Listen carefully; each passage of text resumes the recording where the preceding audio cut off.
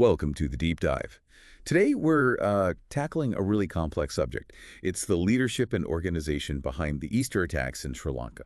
Yes, and we're basing our discussion primarily on, well, a very detailed affidavit. It was filed in a U.S. District Court, part of the FBI's investigation. Exactly. So our focus is strictly on how this group was structured, who was leading it, based entirely on what the FBI documented in that affidavit. And it's important, I think, to say upfront we're approaching this, carefully. It's incredibly sensitive. Okay. Our goal isn't to dwell on the horror, but to really understand the mechanics. Yeah. How did this group organize? What were the leadership dynamics?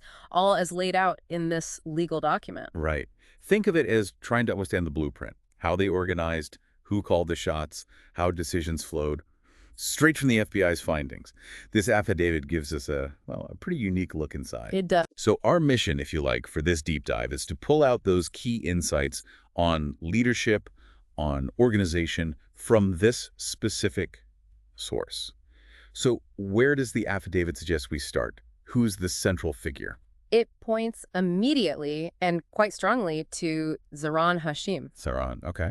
Yeah, he's painted as the key architect, the Mhm. self-proclaimed leader, or emir, as he styled himself, of ISIS in Sri Lanka. And not just a local leader, right? Yeah, The affidavit mentions connections beyond Sri Lanka. absolutely crucial point. It highlights his direct communication lines with ISIS leadership back in Syria. So he wasn't operating in a vacuum. That connection seems fundamental. It really does. The affidavit details how Zaran actually sought and apparently got formal approval from ISIS Central, approval to operate as an official affiliate. Wow. So this wasn't just some homegrown group acting alone. They had, in their view, an official mandate. That's the picture it paints. They had the endorsement, the recognition from the main ISIS command. That gives them a whole different level of perceived authority.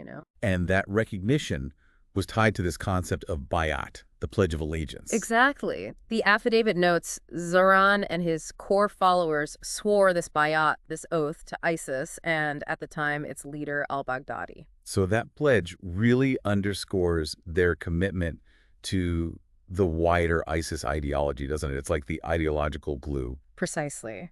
It wasn't just symbolic. It was a powerful unifying act. It solidified that connection and framed their sense of purpose. Hmm. And beyond that, the affidavit shows Zaran was actively building his group, training, recruiting new members. Using what kind of materials? According to the document, he used ISIS instructional materials for this. So right from the start, you see this structure.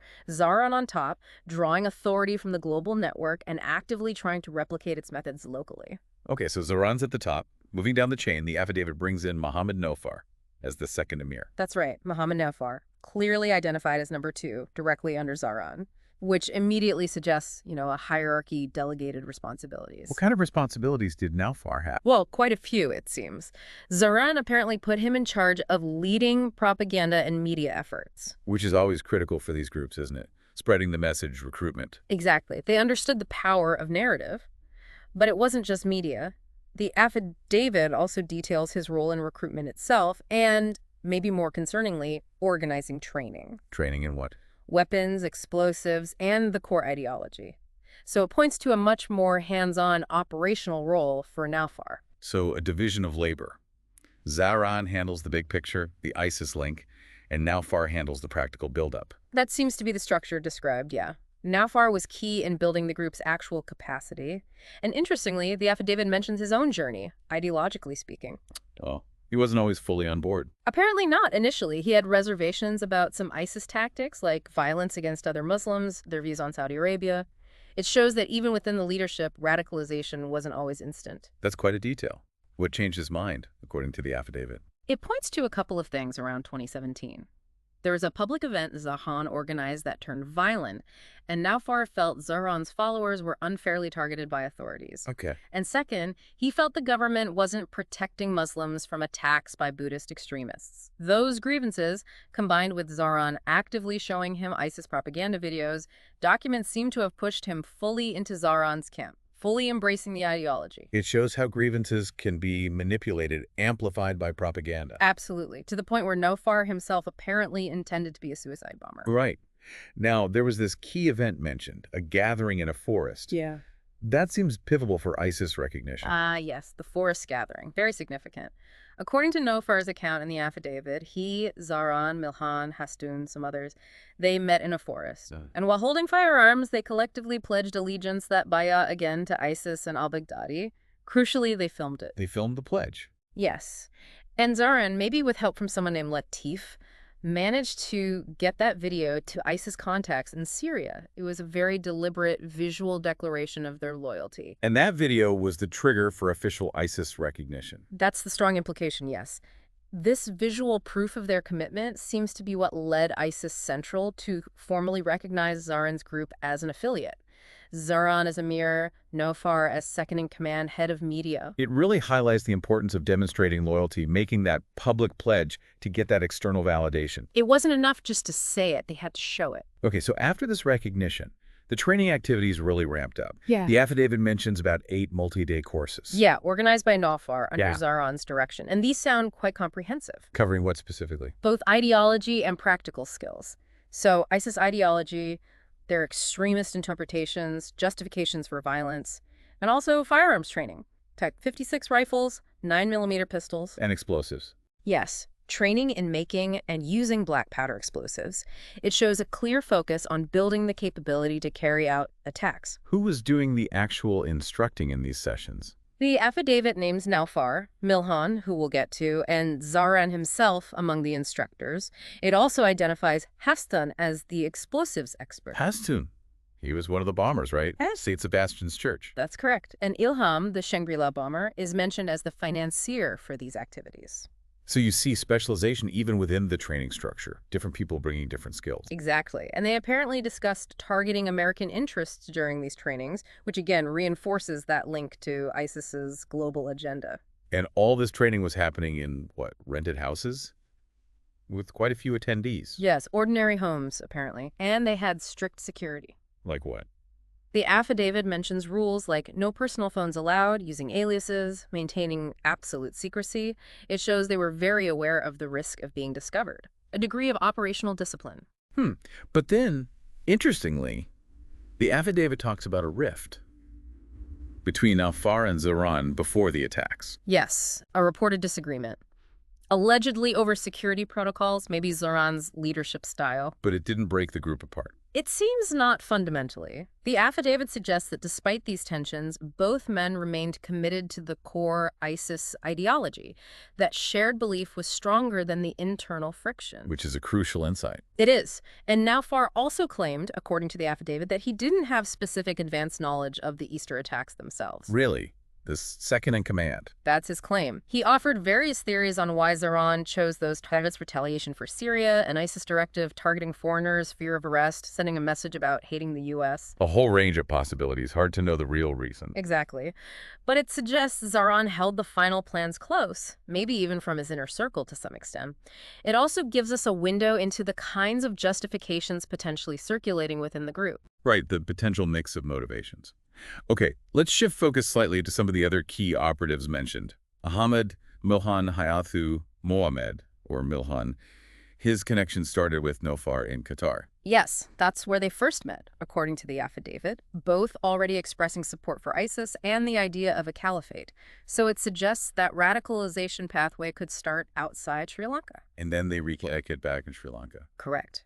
Milhan returned in 2017, met Zahran, and became part of this core group. He apparently saw himself as the head of the group's military wing. His self-perception.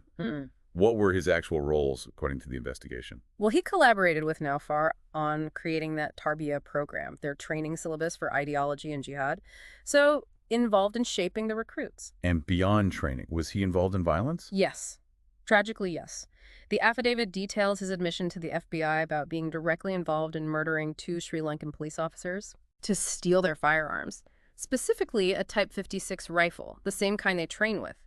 He also confessed to shooting a suspected informant, again, on Zaran's orders. So direct orders from Zaran leading to murder. It shows an escalation. Absolutely. A clear willingness to use lethal force to arm themselves and eliminate threats. The affidavit also mentions Milhan's scouting targets, civilian targets. That's right. Scouting potential attack locations during major public events like an Independence Day parade and the Candy Perahera Festival. Which clearly indicates an intent for mass casualty attacks on civilians. Undeniably. And he was also involved logistically witnessing IED manufacturing at one of the safe houses, helping to buy detonators. So deeply involved in the preparations. Very much so. And like Nofar, Milhan also reportedly confronted Zaran before the attacks about his extremism and lack of transparency, but he still remained part of the group. That internal tension again, but not leading to a break. Seems that way. He even claimed he thought about reporting Zaran, which highlights the potential conflicts inside such a group. Okay, let's talk about Mohammed Anwar Mohammed Riskin. His role seems very practical, logistical. That's a good way to put it. Riskin appears focused on securing resources and infrastructure. He attended training, learned about explosives from Hastun and Milhan, learned firearms, pledged allegiance. So, fully indoctrinated and trained, was there money involved? Yes, the affidavit mentions Zaran coordinating a large sum, 800,000 rupees, transferred to Riskin. It seems this was used to fund group activities. Finance was clearly crucial. And his key role was securing safe houses. Absolutely pivotal.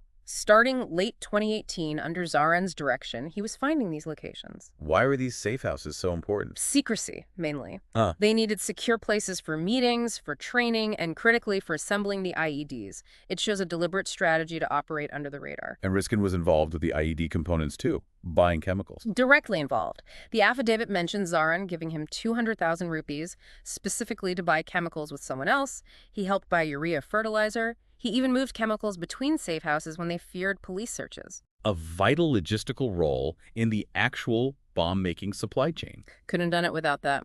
He was also involved in testing an IED in Batacaloa and actually manufacturing them at the Panadura safe house. Packing them with ball bearings, the affidavit notes, chilling detail. Yes, to maximize casualties.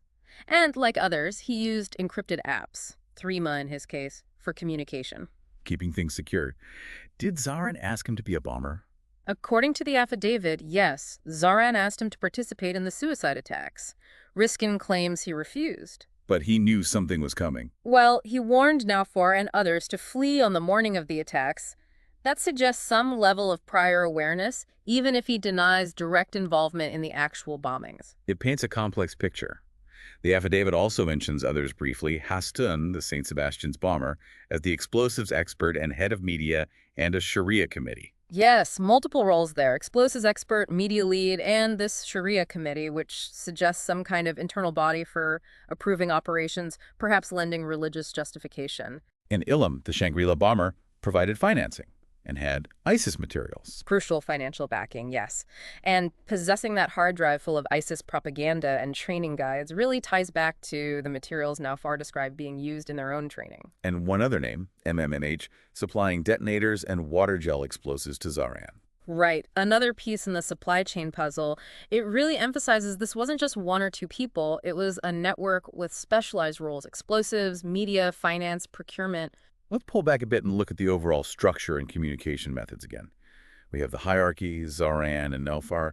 What else stands out organizationally? Well, beyond that clear hierarchy, you see this decentralized coordination. The safe houses acting as local hubs, the clear division of labor we just discussed, training, explosives, logistics.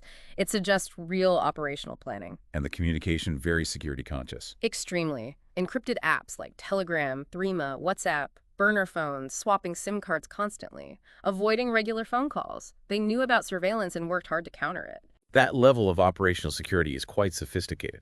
It definitely contributed to them staying undetected for so long. And the bayat, the pledge, it seems like more than just a formality, a requirement after training. It really underscores the focus on ideological commitment, on loyalty. It wasn't just about learning skills, it was about forging that deep allegiance to ISIS. That ritual probably helped maintain discipline.